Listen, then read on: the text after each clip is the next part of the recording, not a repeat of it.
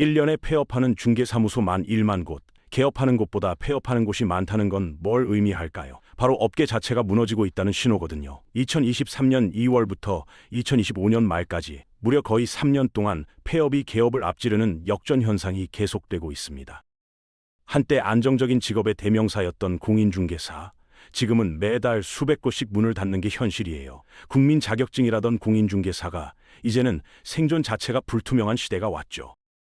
오늘은 대체 이 업계에 무슨 일이 벌어지고 있는 건지, 지방 중개업소들이 왜 무너지고 있는지, 그리고 부동산 플랫폼이 어떤 영향을 미치고 있는지 하나하나 파헤쳐 보겠습니다. 가장 최근 수치부터 보시죠. 2025년 11월 기준 신규 개업은 단 577곳에 불과했는데 이건 협회가 통계를 시작한 2015년 이후로 최저치거든요. 반면 같은 달 폐업은 833곳, 휴업은 120곳이었습니다. 개업보다 폐업과 휴업을 합친 숫자가 훨씬 많은 거예요. 2025년 1월에는 신규 개업 852건에 폐업 871건이었고 3월에는 개업 924건에 폐업 1028건, 6월에는 개업 700건에 폐업 945건이었죠. 거의 모든 달마다 폐업이 개업을 앞서는 패턴이 반복되고 있는 겁니다. 이런 현상이 2년 넘게 계속되고 있다는 건 단순한 일시적 침체가 아니라 구조적인 붕괴를 의미하는 거죠. 전체 규모로 보면 더 심각합니다. 2024년 기준 공인중개사 자격증을 가진 사람은 약 55만 명인데 실제로 사무실을 열고 영업하는 개업 공인중개사는 약 11만 명밖에 안 되거든요. 자격증 보유자 5명 중 1명만 영업하는 셈이에요. 2024년 말 기준으로 공인중개 서비스업 사업체 수는 10만 7,448개였는데 이게 1년 새 5.8%나 줄어든 겁니다. 부동산 서비스 산업 안에서 가장 큰 감소폭이었어요. 2025년 10월에는 실제 영업 중인 개업 공인중개사가 10만 9,990명으로 떨어지면서 5년 2개월 만에 다시 11만 명 아래로 내려갔죠. 이런 숫자들이 말해주는 건 뭘까요? 공인중개사 업계 전체가 빠른 속도로 축소되고 있다는 겁니다.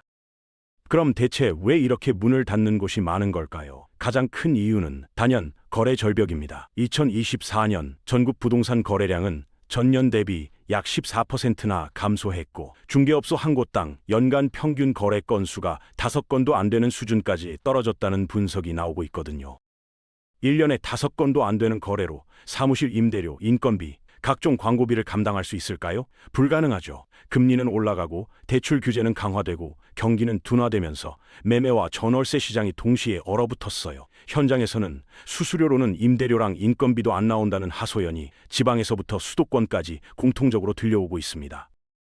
자격증 보유자는 계속 늘어나면서 공급은 많아졌는데 정작 영업 노하우가 부족한 신규 개업자들이 경기 악화까지 겹치면서 버티지 못하고 일찍 문을 닫는 경우가 많다는 현장 증언도 나오고 있어요. 준비 없이 뛰어들었다가 현실의 벽에 부딪히는 거죠. 게다가 기존 중개사무소들도 과당 경쟁으로 수수료 단가가 계속 떨어지고 있는 상황인데 신규 진입자들이 경쟁력을 갖추기란 더욱 어려워진 겁니다. 특히 지방 중개업소들의 상황은 더욱 심각합니다. 서울과 수도권 일부는 여전히 수요가 버티고 있지만 지방은 완전히 다른 이야기거든요. 2024년 11월 기준 지방 폐업 건수는 832건으로 서울의 3.1배에 달했습니다. 서울은 그래도 거래가 조금씩이라도 있지만 지방은 농지나 공장 부지 같은 비주택 거래마저 크게 줄어들면서 중개사들이 할 수 있는 일 자체가 사라지고 있는 거예요. 지방 자영업 폐업률도 역대 최고 수준인데 2025년 1월에서 2월까지 강원도 노란우산 폐업 공제금 수혜자는 800건을 넘어섰고 이는 코로나19 기간 대비 33% 증가한 수치거든요. 광주 지역의 경우 폐업률이 11.8%로 전국 2위를 기록하면서 2024년 한 해 동안 2만 6천 명이 사업을 접었어요. 이런 지역 경제 침체가 부동산 거래 감소로 이어지고 결국 중개사무소 폐업으로 연결되는 악순환이 계속되고 있는 겁니다. 여기에 구조적인 변화까지 겹쳤습니다. 2025년 부동산 중개업은 디지털 플랫폼 확산, AI 가격 분석, 비대면 상담 같은 기술 변화로 기존의 오프라인 중심 구조가 급격하게 흔들리고 있거든요. 직방, 다방, 네이버 부동산 같은 플랫폼들이 시장을 장악하면서 전통적인 방식으로 운영하던 소규모 중개사무소들은 생존 자체가 위협받고 있는 상황이에요. 부동산 플랫폼이 중개사들에게 미치는 영향은 양면적입니다. 한편으로는 매물 노출을 늘려주고 고객을 연결해주는 역할을 하지만 다른 한편으로는 살인적인 광고비 부담을 안겨주고 있거든요. 직방의 경우 2012년 서비스 시작 이후 급성장하면서 누적 다운로드 수 3,500만을 넘어섰는데 이 과정에서 공인중개사들로부터 받는 광고비가 주요 수익원이 됐습니다. 문제는 이 광고비가 계속해서 올라가고 있다는 거예요. 한 중개사무소 관계자는 월 광고비로 100만 원에서 200만 원을 쓴다고 토로했고 10곳 중 7곳이 월 100만 원 이상 광고비를 지출하고 있다는 조사 결과가 나왔죠. 2017년 기준으로 직방 광고비는 연간 1,200만 원에서 최대 7,200만 원에 달했는데 당시 연매출 3,600만 원 이하인 중개사가 과반인 54%를 차지하고 있었거든요. 매출보다 광고비가 더 많이 나가는 구조인 셈이에요. 서울의 한 지하철역 인근에서 중개업소를 운영하는 중개사는 인근 중개업소들은 직방의 광고비가 가히 살인적이라고 하소연하고 있다며 광고료 인상에 대해 이의를 제기하면 새롭게 광고를 진행하려는 공인중개사들이 많으니 싫으면 그만두라는 식으로 이야기하면서 횡포를 부린다고 고충을 토로했습니다. 직방은 지역별, 수요별로 광고비를 차등 적용하는데 서울 과밀 지역의 경우 월 51만 원까지 올라가는 경우도 있어요.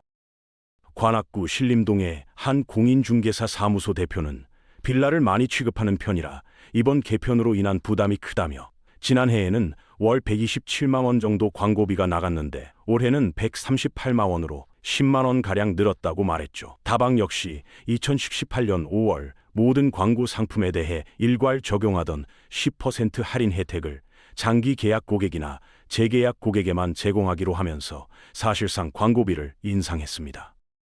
중개사들 사이에서는 직방을 두고 제2의 배달 이민족이라는 말까지 나오고 있어요. 직거래를 기반으로 이용자 수를 늘려놓고 공인중개사에게 고액 광고비를 빨아먹는다는 불만이거든요. 플랫폼의 시장 지배력이 커지면서 중개사들은 울며 겨자 먹기로 광고를 할 수밖에 없는 구조가 됐죠. 직방보다 비용이 낮거나 직거래가 가능한 여러 플랫폼을 이용하고 싶어도 사실상 독점적 구조에 의해 끌려다닐 수밖에 없다는 겁니다. 네이버 부동산은 2017년 우수활동중개사 제도를 시행하면서 현장 검증 매물 등록 광고비가 기존 일반 매물보다 비싸지자 중개사들의 반발을 샀고 결국 시행 한 달 만에 제도를 철회했어요. 한국공인중개사협회는 이 기회를 이용해 자체 플랫폼인 한방을 활성화하려고 네이버 등 경쟁 플랫폼의 매물 광고를 전면 거부하는 캠페인을 벌였죠.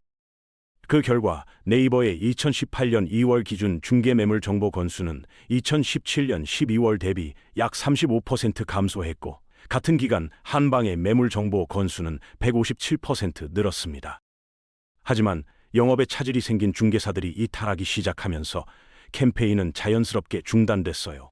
공정거래위원회도 중개사협회의 이런 행위에 대해 시정명령을 내렸죠. 결국 중개사들은 플랫폼 없이는 살아남기 어려운 구조에 갇혀버린 겁니다.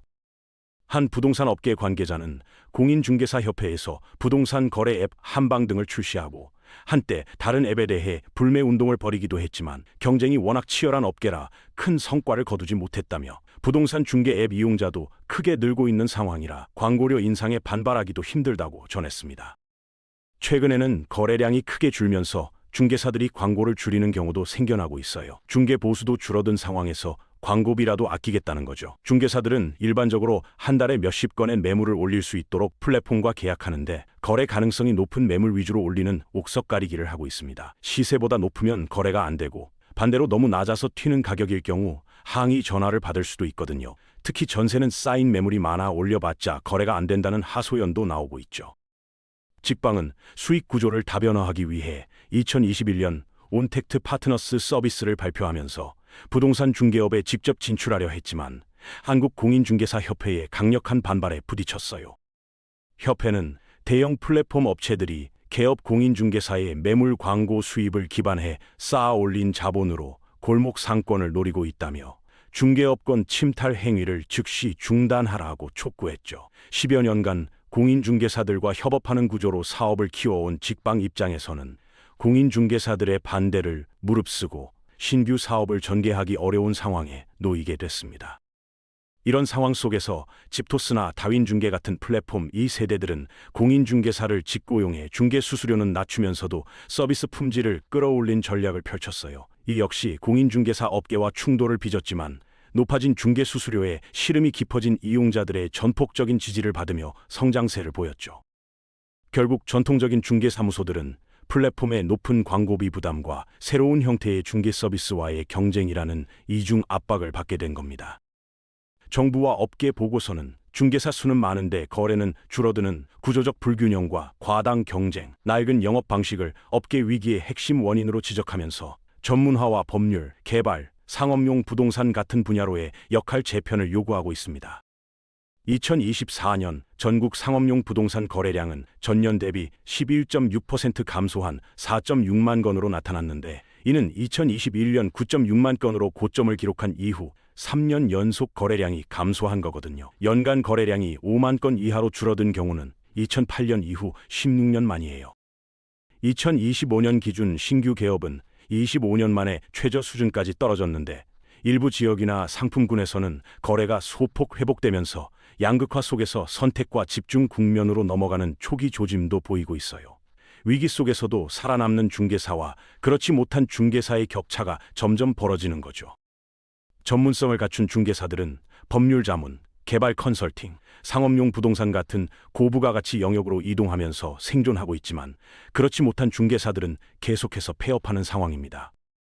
결국 이 모든 상황을 종합해보면 공인중개사 업계는 지금 거래 감소와 규제 강화, 플랫폼 확산이라는 세 가지 압박을 동시에 받으면서 대대적인 구조조정 국면에 들어섰다고 볼 수 있습니다. 특히 지방 중개업소들은 인구 감소, 미분양 증가, 지역 경제 침체라는 삼중고를 겪으면서 가장 빠르게 무너지고 있죠. 서울과 수도권 일부는 그래도 수요가 버티고 있지만, 지방은 거래 자체가 사라지면서 중개사무소가 설 자리가 없어지고 있는 겁니다. 플랫폼의 역할도 중요한데, 한편으로는 매물 노출과 고객 연결이라는 긍정적 기능을 하지만, 다른 한편으로는 높은 광고비로 중개사들의 수익성을 악화시키고 있어요. 직방 같은 플랫폼이 4년 사이 광고료를 3배 가까이 올렸다는 점을 보면 플랫폼의 시장 지배력이 얼마나 강한지 알 수 있죠. 중개사들은 플랫폼 없이는 고객을 찾기 어렵지만, 플랫폼을 쓰면 광고비 부담으로 수익성이 떨어지는 딜레마에 빠져 있습니다.